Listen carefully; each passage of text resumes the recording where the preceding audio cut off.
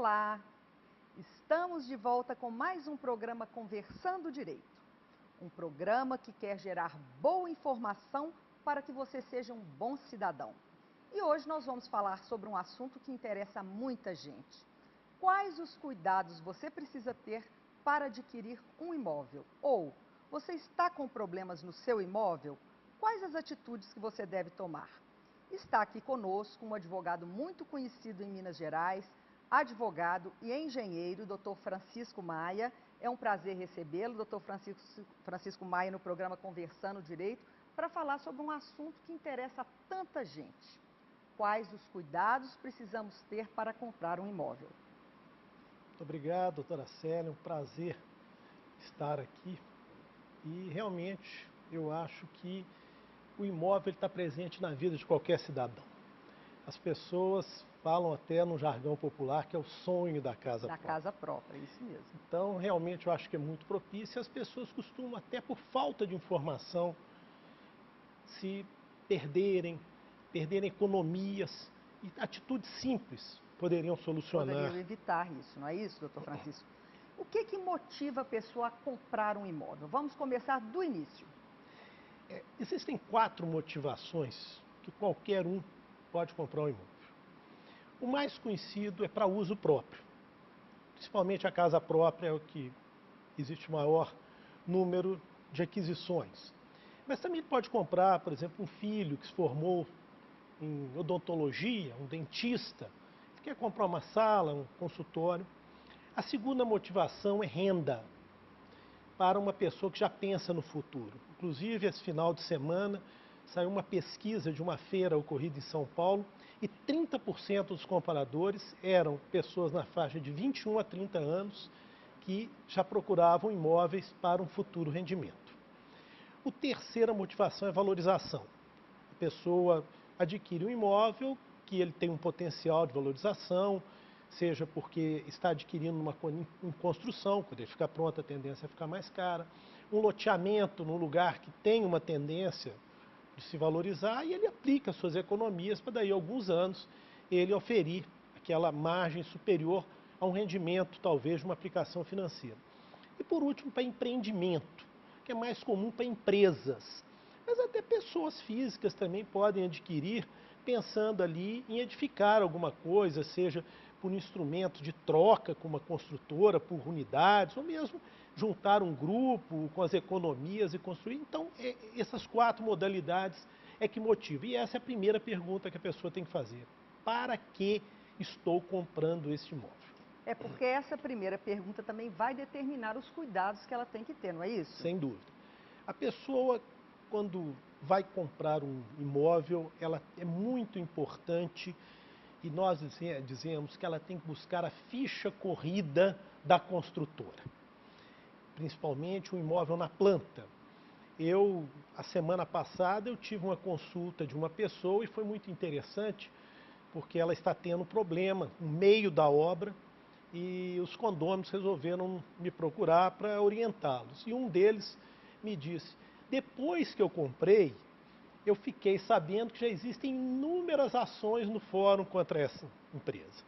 Então é uma medida simples, hoje isso é disponível na internet, digitar o nome dessa construtora, buscar informações no Procon, sites de reclamação, ficar muito atento ao contrato, ver quais são as condições, financiamento, juros e principalmente, como a gente sempre diz, na dúvida, consulte um profissional especializado, porque muitas vezes essa omissão é o barato que sai caro.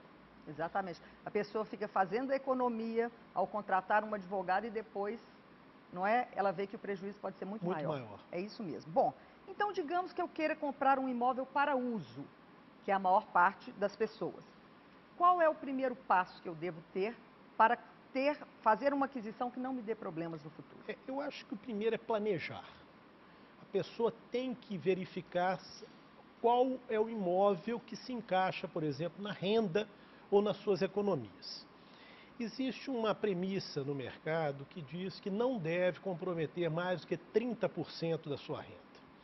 Verificar qual é a sua necessidade e principalmente a necessidade futura.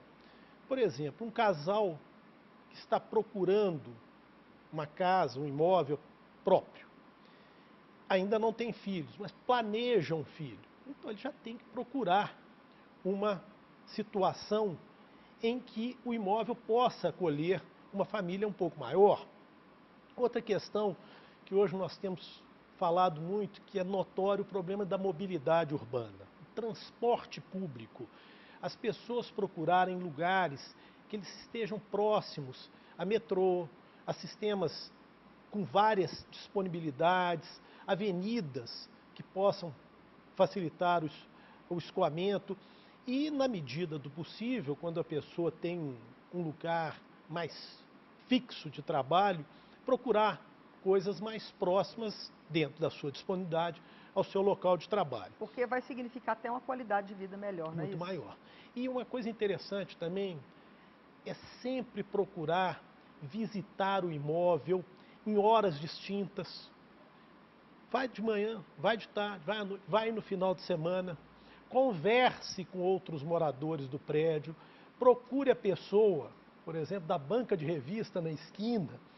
Como é que é esse lugar aqui? Porque às vezes aquele lugar tem algo que aparentemente a pessoa não detecta, mas quem está ali no convívio diário saiba e pode lhe passar essa informação.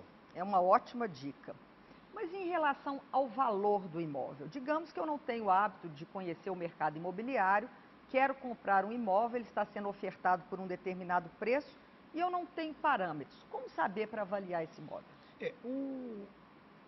De forma intuitiva, a primeira orientação é que esse valor ele é sempre cotado por metro quadrado, porque isso pode dar uma distorção. Um apartamento de 100 metros quadrados pode ter o mesmo preço de um apartamento de 200, mas na verdade um vale o dobro do outro, porque quando se divide o valor pela área dele, o valor por metro quadrado de um é muito menor do que o outro. Então essa comparação no mercado ela é sempre feita por metro quadrado. Inclusive, algumas publicações trazem até informações sobre valores médios. Então é muito importante a pessoa ou buscar uma orientação especializada quando justifica, e isso é muito comum, principalmente quando há uma divisão, quando a compra é feita, por exemplo, de outros herdeiros. A pessoa, ele e dois irmãos receberam um imóvel em uma herança. E aquela pessoa quer comprar a par dos outros dois. Então busca-se uma orientação especializada, um profissional que vai fazer essa avaliação técnica. Mas de forma intuitiva é por comparação. Mas sempre lembrando que o valor deve ser cotado por metro quadrado, nunca pelo valor total do bem, porque isso pode dar distorções. Bom, então, digamos que eu tenha adquirido um imóvel, não tenha tomado todos os cuidados que o senhor recomendou e hoje ele apresenta um vício, um problema na construção. Como que eu devo proceder? Bom, a primeira coisa que a pessoa tem que saber são dos prazos. Qualquer vício relativo à solidez e segurança, de acordo com o nosso Código Civil, a construtora é obrigada a garantir por 5 anos. Além disso, hoje as construtoras já fornecem manuais que trazem as garantias de determinados tópicos que as pessoas devem ler. O Manual de Uso e Ocupação é um documento obrigatório, que é muito importante que todos saibam e leiam, porque, lamentavelmente, as pessoas não têm esse hábito. Agora, uma outra questão muito importante é dividir esses defeitos em 2 grupos. Que é chamado aparente, que é visível, que é de fácil constatação, e aquele que é oculto, que não é visível. Por exemplo, eu recebo hoje um apartamento que eu adquiri, e esse apartamento não tem um vaso sanitário. Um exemplo absurdo, mas qualquer pessoa percebe de pronto que ali não tem o vaso sanitário. Então, essa pessoa, na hora do recebimento, ela tem que assinar um termo de recebimento. Ela deve fazer essa observação no próprio termo ou depois ela relacionar todos os vícios aparentes que ela encontrou e fazer uma comunicação formal à construtora. Por quê? Da entrega, ela tem 90 dias para reclamar desses defeitos. Agora, no caso do vício oculto, como por exemplo uma infiltração, ela também tem 90 dias, mas do aparecimento do defeito. Então isso, doutora Célia, é uma coisa muito importante. As pessoas, ao perceberem um defeito oculto, um defeito que não era visível no apartamento, imediatamente façam de uma forma documental, de uma forma escrita para a construtora, para que fique registrado que dentro do prazo de 90 dias do aparecimento do defeito, ele foi constatado. E daí para frente, a consultora, independente desse prazo, ela é obrigada a consertar, ainda que a pessoa tenha que tomar uma medida judicial, que um advogado oriente, para que seja obrigada a consultora a corrigir o defeito. Mantendo consigo a cópia desse documento que ela entregou à construtora, É o protocolo, exatamente. E por que o senhor acha que a pessoa, com a casa, ela não tem esse hábito de ler o manual, como o senhor comentou? Por quê? Eu costumo fazer uma analogia com o automóvel.